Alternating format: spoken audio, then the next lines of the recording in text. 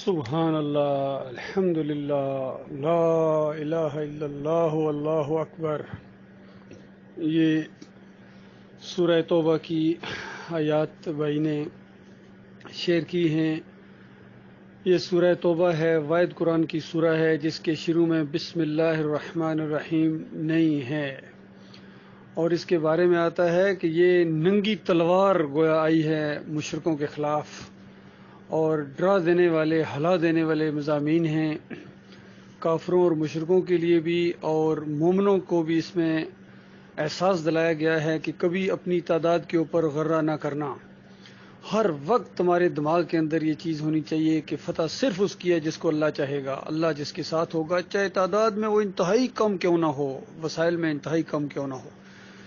اور اگر تعداد آپ کی بے شمار ہو جائے، وسائل آپ کے بے شمار ہو جائیں، تو اور اللہ نہ چاہے تو تمہیں کوئی نہیں جتا سکتا ہے۔ یہ غزوہ حنین کے اوپر تبصرہ کیا گیا ہے۔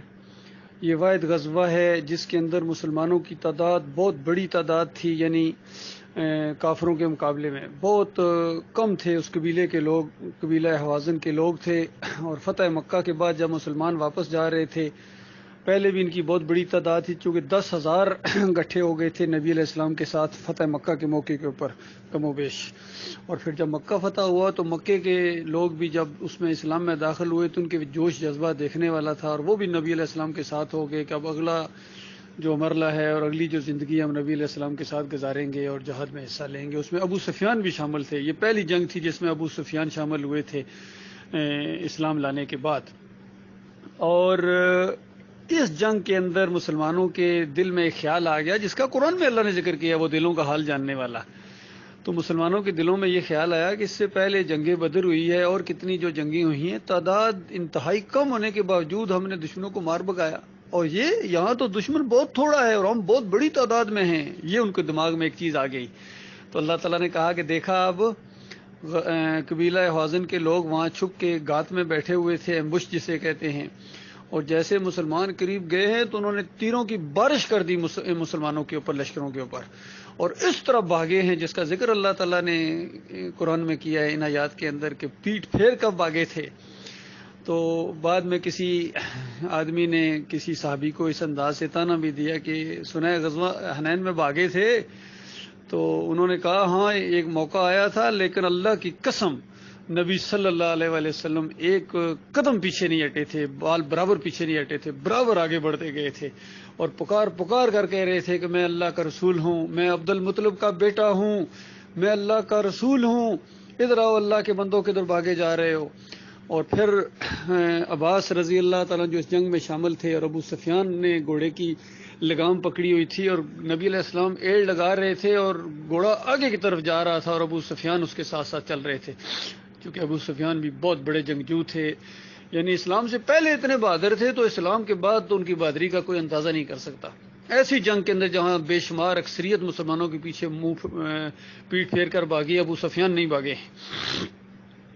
تو اس کے بعد نبی علیہ السلام نے کہا عباس چچا ذرا آواز لگاؤ ان کو جنہوں نے درخت کے نیچے موت پر بیعت کی تھی۔ تو عباس رضی اللہ تعالیٰ عنہ نے آواز لگائی، بہت اونچی آواز والے تھے، تو انہوں نے کہا درخت کے نیچے بیعت کرنے والے، موت کے اوپر بیعت کرنے والے کدھر بھاگ رہے ہیں؟ تو روایت میں آتا ہے کہ صحابہ اس طرح واپس پلٹے ہیں جس طرح اونٹنی اپنے بچے کی طرف واپس آتی ہے، جب بچے کو کوئی تکلیف ہو تو کس طرح تیزی کے ساتھ اور وہ واپس آتی ہے اپنے بچے کی طرف، اس طرح صحابہ پلٹے ہیں۔ اور پھر مالک فرماتا ہے ہم نے ایسے لشکروں سے مدد کی، یعنی فرشتے اتارے، اور کس طرح ہم نے مومنوں کے دل کو مضبوط کیا اور اپنے نبی کے دل کو مضبوط کیا، اور اس کے بعد کافروں کے دلوں کو میں نے کمزور کیا اور پھر ان کے اوپر تم نے قابو پا لیا۔ اور یہی وہ غزوہ تھا جس کے اندر سے سب سے زیادہ یعنی مال غنیمت آیا تھا ہاتھ مسلمانوں کے، کیونکہ وہ پورے قبیلہ وہ جو تھا وہ اپنے ساز و سامان کے ساتھ آیا تھا کہ بس اب مارنا ہے اور مارنا ہے، ہم نے اب پیچھے نہیں ہٹنا ہے، تو تاکہ کسی کو یہ نہ ہو کہ یعنی مال ہمارا پیچھے ہے، سب کچھ ساتھ لے کے آؤ۔ تو اس کے بعد جب دشمن کے اوپر قابو پایا نبی علیہ السلام نے، تو اس کے بعد مال غنیمت تقسیم کرنے سے پہلے کہا کہ اب طائف کی طرف چلنا ہے، ان کا محاصرہ کرنا ہے، اور ان کا جو مال غنیمت ہے یہ میں واپس آ کے تقسیم کروں گا۔ وہاں بھی نبی علیہ السلام نے طائف کا محاصرہ کیا. اندازہ لگائیں اللہ تعالیٰ نے کیا کیا منظر دکھائے ہیں. یعنی مکہ کا محاصرہ ہوا، ایک قسم کے مکہ فتح ہوا، اس سے پہلے مکے والوں نے نکالا تھا. پھر طائف والوں نے نبی علیہ السلام کے ساتھ کیا معاملہ کیا تھا. اب یہ وقت آ گیا کہ طائف والوں کا محاصرہ ہو گیا ہے، وہ قلعے کے اندر بند ہو گئے. تو اس کے بعد بڑی وہاں مشکلات ہوئی، چونکہ بڑا مضبوط قلعہ تھا، اور مسلمان جب حملہ کرتے تھے تو بہت زیادہ ان کی کیجولیٹیز ہوتی تھی، بہت شہید ہوئے صحابہ، اور قلعہ فتح نہیں ہو رہا تھا. ایک دن نبی علیہ السلام نے کہا چلو ہم چلتے ہیں، بعد میں دیکھیں گے. تو صحابہ نے کہا نہیں یا رسول اللہ، تو بڑا نقصان اٹھایا ہے، ابھی تو ہم جو ہے اور ہمت. نبی علیہ السلام نے کہا ٹھیک ہے. دوسرے دن پھر حملہ ہوا اور پھر پہلے سے زیادہ نقصان ہوا، اور نبی علیہ السلام نے کہا ابھی محاصرہ اٹھاتے ہیں، بعد میں دیکھیں گے. تو کوئی صحابی نہیں بولے ہیں آگے سے. نبی علیہ السلام مسکرائے کہ دیکھا، یعنی یہ نبی علیہ السلام کا ایک انداز تھا کہ اپنا فیصلہ فوراً مسلط نہیں کرتے تھے کسی معاملے میں. تو اس طریقے سے وہ محاصرہ اٹھایا گیا. بعد میں اللہ نے ان کو توفیق دی، طائف والوں کو وہ ایمان لائے ہیں، اور محمد بن قاسم انہی کے آگے اولاد میں سے تھے. تو پھر واپس آئے نبی علیہ السلام، اور مال غنیمت بانٹا ہے، اور کسی کو 100 گھوڑے دیے، اور کسی کو 100 اونٹ دیے، اور کسی کو 100 بکریاں دی ہیں، اور سونے کے اس طرح ڈلے کے ڈلے دیے ہیں نبی علیہ السلام نے تالیف قلب کے لیے بھی. اور وہ ایسا موقع تھا کہ انصار کے ساتھ یعنی ان کو ذرا کم دیا گیا یا ان کو تھوڑا سا کیا گیا، تو ان کے منہ سے، کسی نوجوان کے منہ سے یہ بات نکل گئی کہ جب تلواروں کا معاملہ آتا ہے، جنگوں کا معاملہ آتا ہے، حفاظت کا معاملہ ہوتا ہے تو ہم آگے ہوتے ہیں، اور جب مال تقسیم کا معاملہ آتا ہے تو اپنے یاد آ جاتے ہیں، اپنا قبیلہ یاد آ جاتا ہے، کیونکہ بڑے بڑے سرداروں کو نبی علیہ السلام نے بہت بڑا مال غنیمت دیا تھا. یہ بات نبی علیہ السلام تک پہنچی اور کہا کہ میرے انصار ایک خیمے میں اکٹھے ہو جاؤ جس میں سوائے انصار کے کوئی نہیں ہوگا، مہاجرین کوئی اور نہیں ہوگا، صرف انصار ہوں گے. نبی علیہ السلام نے خطبہ دیا، اللہ کی حمد و ثنا بیان کی، اور اس کے بعد ساری باتیں یاد دلائیں کہ انصار کیا یہ حقیقت نہیں ہے کہ میرے آنے سے پہلے تم کس طرح اوس اور خزرج قبیلے آپس میں دشمن تھے اور لڑائیاں جھگڑے ہوتے تھے اور بالکل جہنم کے کنارے تم کھڑے تھے، کیا یہ حقیقت نہیں ہے؟ میرے ذریعے اللہ تعالیٰ نے تمہیں بچا لیا. تو کہتے ہیں بالکل یا رسول اللہ ٹھیک ہے. پھر اور بھی اسی طرح کی باتیں کہیں، سب ہر بات میں انصار کہتے تھے بالکل صحیح بات آپ نے کہی ہے یا رسول اللہ. پھر کہا نبی علیہ السلام نے نہیں، اگر تم اس طرح جواب دو میری بات کا تو تب بھی حق بجانب ہو. اگر تم یہ کہہ دو کہ اے محمد صلی اللہ علیہ وسلم، آپ کو آپ کی قوم نے نکال دیا تھا اور کوئی آپ کا ساتھ دینے والا نہیں تھا، ہم آگے بڑھ کے آپ کے ساتھی بنے ہیں، تو بالکل میں کہوں گا تم نے بالکل سچ کہا. اس طرح کی اور کئی باتیں انصار کے مناقب بیان کیے، فضائل بیان کیے، اور کہا کہ اگر تم یہ باتیں کہو تو مجھے کوئی اعتراض نہیں، یہ حقیقت ہے، لیکن یاد رکھو کوئی گھوڑے لے کے جا رہا ہے، کوئی اونٹ لے کے جا رہا ہے، کوئی چاندی لے کے جا رہا ہے، کوئی سونا لے کے جا رہا ہے، کوئی غلام لے کے جا رہا ہے مال غنیمت کے اندر، اور تم رسول اللہ کو لے کے جا رہے ہو اپنے ساتھ. میرے اصحاب، میرے انصار، کیا تم اس بات پر خوش نہیں ہو؟ اور اللہ کی قسم اگر پوری دنیا دوسری طرف چلے گی اور میں انصار کے ساتھ چلوں گا. تو اس انداز سے جب بات کہی تو انصار کی آنکھوں میں آنسو آ گئے، ہچکیاں بند گئی، رونا شروع ہو گئے اور کہتے ہم راضی ہیں، راضی ہیں، راضی ہیں، ہم خوش ہیں. تو دیکھو یہ ہوتی ہے لیڈرشپ، کہ اپنے ساتھیوں کے ساتھ بہت ہی پیار اور محبت کے ساتھ اور بڑے حکمت کے ساتھ اپنے بھائیوں کو، یہ نہیں کہ ذرا سا اعتراض کیا انہوں نے اور کوئی معاملہ اور ایک دم کہہ دیتے اچھا رسول کے اوپر اعتراض کرتے ہو، تم مرتد ہو، تم کافر مشرک کو، اس طرح کہنا شروع کر دیتے.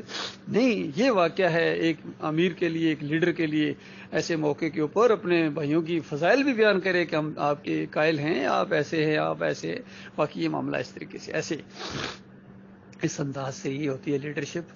تو بہرحال میں بیان کر رہا تھا غزوہ حنین کو، اور اس کے اندر جو معاملات پیش آ گئے.